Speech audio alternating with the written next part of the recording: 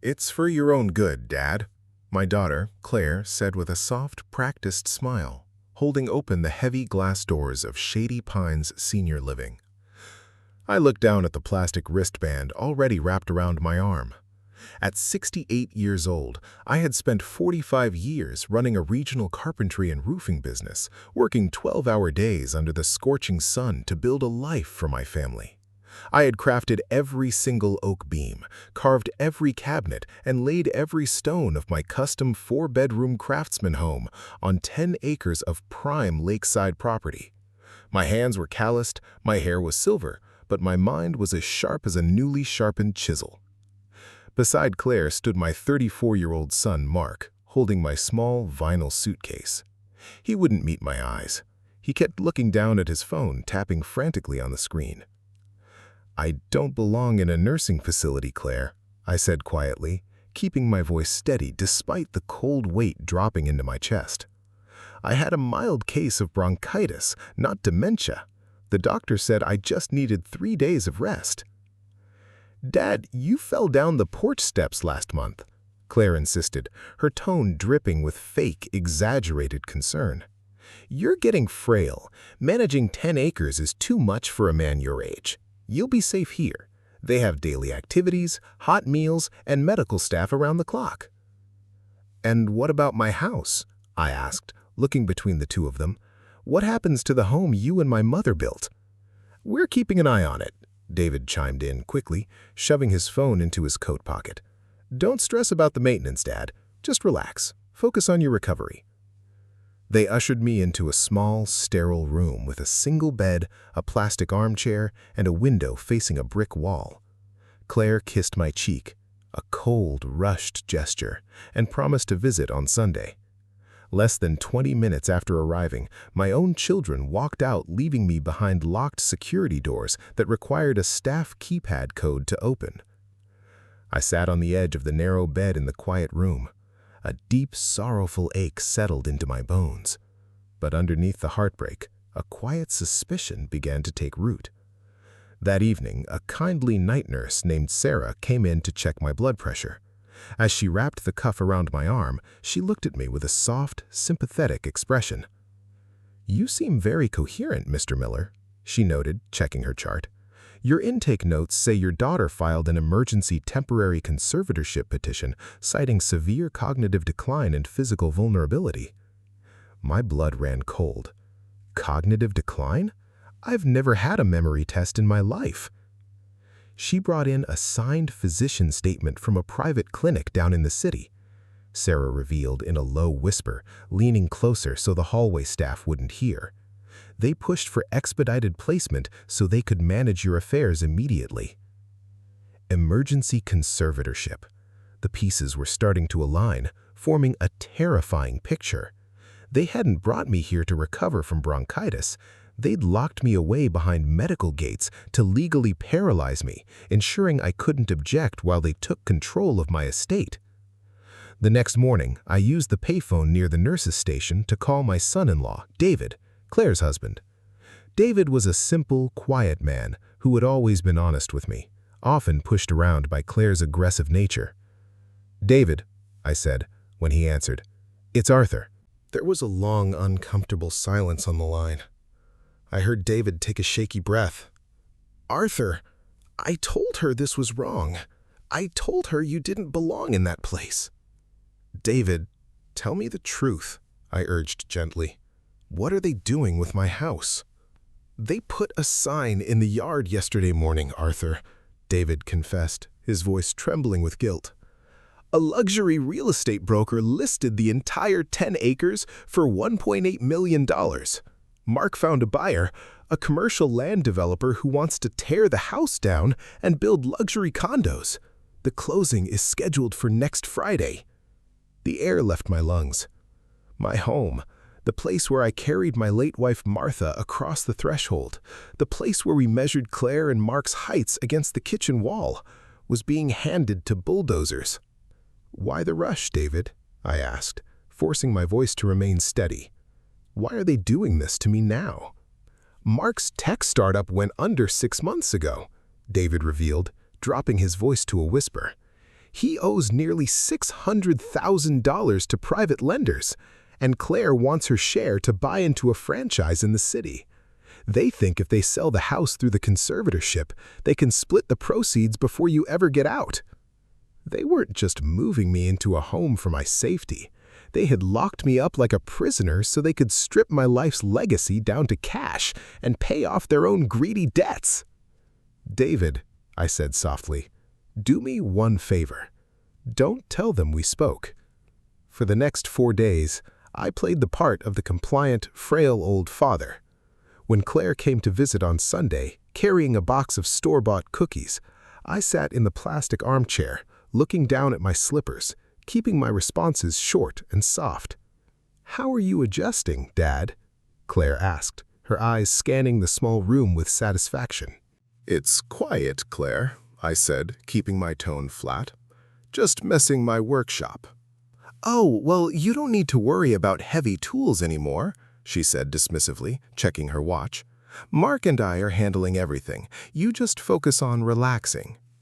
She didn't ask how my heart was. She didn't ask about my bronchitis. She didn't look at me as a father. She looked at me as an obstacle she had successfully swept under the rug. On Tuesday morning, I requested a private meeting with the nursing home's chief medical administrator, Dr. Harrison. When I sat down in his office, I didn't slouch. I sat upright, looking him dead in the eye, speaking with the clear, commanding tone I used when managing 40 carpenters on a construction site. "Dr. Harrison," I began, placing my hands flat on his desk, "I want a full, independent neurological evaluation performed on me by an unaligned, state-certified doctor within 24 hours. Dr. Harrison blinked in surprise, taking off his reading glasses. "Mr. Miller, your daughter presented an emergency order." "My daughter presented a fraudulent evaluation from a doctor she paid off," I corrected him calmly. "I am completely coherent. I know the day of the week, the current president, my legal rights, and the exact street address of the attorney I am about to call. If you refuse me an independent evaluation while holding me against my will, you and this facility will be named as co-defendants in an unlawful detainment lawsuit by nightfall." Dr. Harrison looked at my clear, sharp eyes, realizing instantly that I was not a senile man confused by his surroundings. By Wednesday afternoon, an independent state physician evaluated me, declaring me 100% mentally competent and revoking the temporary medical hold. On Thursday morning, I walked out the front doors of Shady Pines a free man. I didn't call Claire. I didn't call Mark. Instead, I took a taxi to the office of my old family friend and attorney, Howard Vance. Howard had known me for 35 years.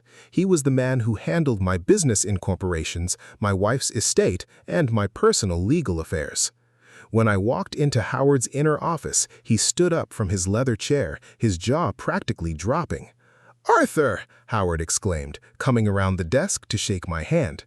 "David called me yesterday. He told me what Claire and Mark did. Are you all right?" "I'm fine, Howard," I said, sitting down in the leather armchair. "David told me they're closing the sale of my house tomorrow afternoon at 2. "Yes," Howard said grimly, reaching for a file. "Mark's attorney sent over a notice to the county registry. They're meeting at the downtown title office to sign the final deeds with the commercial developer. Arthur, we can file an emergency injunction right now to freeze the sale based on your new medical clearance." "No emergency injunctions, Howard," I said, a faint, cold smile touching my lips. "Let them set up the closing table. Let them invite the buyers, the brokers, and the bank representatives. I want to be there in person." Howard frowned, puzzled. "Arthur, if they have the temporary conservatorship papers, they might try to push the transaction through before the court formally voids the order." "They can try," I said softly, leaning forward. "Howard, pull up the Master Land Registry records from 1994, the secondary covenant file." Howard looked at me, his eyebrows knitting together in confusion. He turned to his computer, typed for a few moments, and pulled up the original archives from 30 years ago.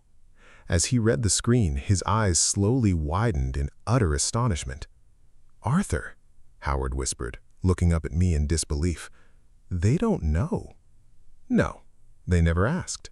They were so busy trying to steal my home, they never checked who actually held the underlying title.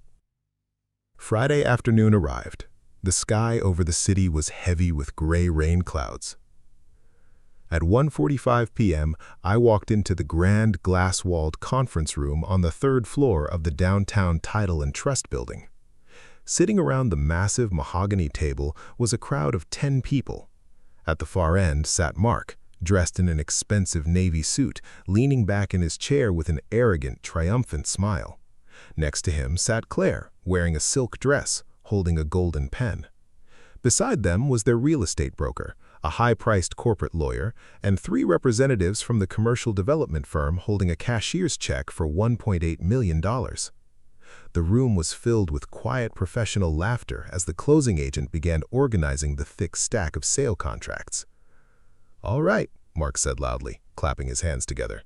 "My sister holds the conservatorship signature authority. Let's get these papers signed so we can hand over the keys." "Not so fast, Mark," I spoke up, my voice clear and firm, echoing off the glass walls. The room froze. Claire's golden pen slipped from her fingers, clattering loudly against the mahogany table. Mark turned around sharply, his face instantly draining of all color as if he had seen a ghost. "Dad!" Claire shrieked, standing up so fast her chair screeched against the floor. What are you doing here? How did you get out of Shady Pines?" "Dad, you shouldn't be here," Mark barked, his voice laced with sudden, desperate panic as he glanced at the developer representatives. "You're sick. You're not mentally fit to be out of the facility. Security!" "Sit down, Mark," I said. My voice wasn't raised, but it carried 40 years of authority that made him instantly freeze in his tracks. Howard Vance walked into the room behind me, holding a black leather briefcase, accompanied by 2 uniformed officers from the county sheriff's department. The commercial developers looked back and forth between us, sensing an immediate disaster. "What is the meaning of this?" the lead developer asked, frowning deeply.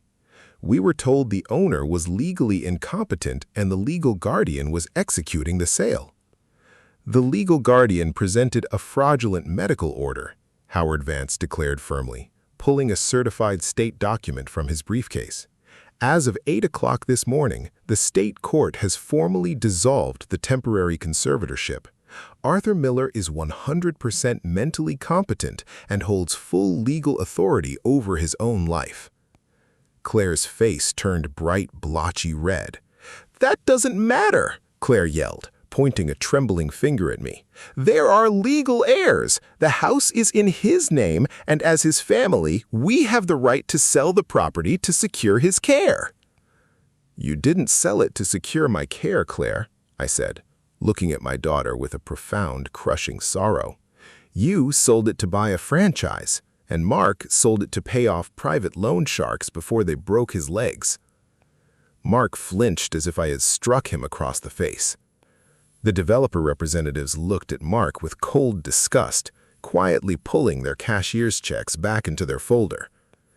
"Dad, please," Mark stammered, his arrogant posture collapsing into pathetic desperation.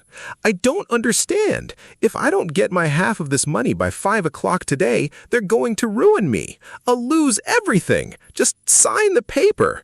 You're 68. What do you need 10 acres for?" "Even if I wanted to sign those papers, Mark," I said, quietly, walking over to the head of the table. A confused hush fell over the entire room. Claire sneered, crossing her arms.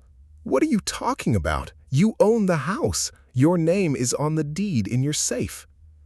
"My name is on the residential land grant from 1984, Claire," I explained softly, looking between my 2 ungrateful children. "But 30 years ago, when your mother was still alive, we wanted to ensure that no matter what happened to our business, our home would always be protected." I turned to Howard, who pulled out a yellowed certified archival document bearing a gold state seal. "In 1994, Arthur and Martha Miller transferred the underlying master property deed into an irrevocable charitable land trust named after Martha's late mother. Under the terms of the trust covenant, Arthur Miller retains a lifelong right of residence, but he does not hold individual title ownership. Claire's eyes widened in horror. What? Who owns the title then? The title was permanently deeded to the St. Jude Children's Research Hospital, Harwood stated plainly. Upon Arthur Miller's passing, or upon any attempt by outside parties to sell the land, full legal ownership instantly transfers to the hospital's charitable foundation to fund childhood cancer treatments. The house was never yours to sell. It was never even Arthur's to sell. The room went dead silent. The lead developer stood up, closed his leather binder, and looked at Mark with absolute contempt. You brought us to a closing table for a property owned by a children's cancer charity? This is real estate fraud. No, wait! Mark screamed, grabbing the developer's arm as they turned to leave. We can fix this. We can challenge the trust. The trust is 30 years old, legally airtight, and backed by a national foundation, Mr. Miller, the developer said coldly, shaking Mark's hand off. Our deal is dead, and expect a call from our legal team regarding our wasted escrow fees. The developers, brokers, and closing agents filed out of the room in less than 2 minutes, leaving behind empty chairs, abandoned coffee cups, and the shattered pieces of my children's greedy plot. Mark dropped into his leather chair, covering his face with both hands, sobbing uncontrollably as the reality of his financial ruin crashed down upon him. Claire collapsed into the chair beside him, staring blankly at the polished mahogany table, her eyes wide with total, horrifying defeat. Claire looked up at me, tears streaming down her face. "Dad," she whispered, her voice stripped of all its fake authority. "What are we supposed to do now? Mark is going to lose his apartment. I spent $10,000 on non-refundable franchise application fees. How could you do this to us?" I looked down at my daughter and my son, the 2 children I had stayed up with through feverish nights, the children I had taught to ride bikes in the front yard of that stone house, the children for whom I had sacrificed my knees, my back, and my youth. "I didn't do this to you, Claire," I said, my voice quiet, steady, and heavy with a heartbreak deeper than any words could convey. "You did this to yourselves. You looked at the man who gave you life and saw nothing more than a bank account to raid." "Dad, please," Mark sobbed, looking up at me from his knees. "Help me. Just lend me the money from your savings. Don't leave me like this." I looked down at him with quiet sorrow. "My savings are being transferred into the land trust today, Mark. You wanted to take my life's work away from me. Now you'll have to build your own." I turned to Howard and the 2 sheriff's deputies. "Thank you, gentlemen." I walked out of the conference room, down the carpeted hallway, and out the heavy glass doors of the building into the cool afternoon rain. An hour later, I took a taxi back to my 10-acre estate. The luxury real estate broker's sign was still standing near the driveway entrance. I walked over, grabbed the wooden post with my calloused hands, pulled it out of the ground, and tossed it into the tall grass. I walked up the stone steps, unlocked the front door, and stepped inside. The house was quiet. Sunlight was breaking through the rain clouds, casting warm golden light across the oak floors I had laid 30 years ago. I walked into the kitchen, filled the kettle with water, and placed it on the stove. While the water heated, I walked into the living room and sat down in my old leather armchair by the fireplace. On the mantelpiece sat a framed photograph of Martha and me, taken 30 years ago on the front porch, smiling in the summer sun with young Claire and Mark sitting on our laps. I looked at the photograph for a long time, holding my hot mug of tea as the quiet clock on the wall ticked steadily away. My home was safe. My legacy was protected, destined to help sick children long after I was gone. But as I sat alone in the quiet craftsman house, Listening to the wind rustle the oak trees outside, I realized that the heaviest stone a builder will ever lay isn't the one in the foundation. It's the silent weight of a home filled with beautiful memories, built for a family that completely forgot what love was.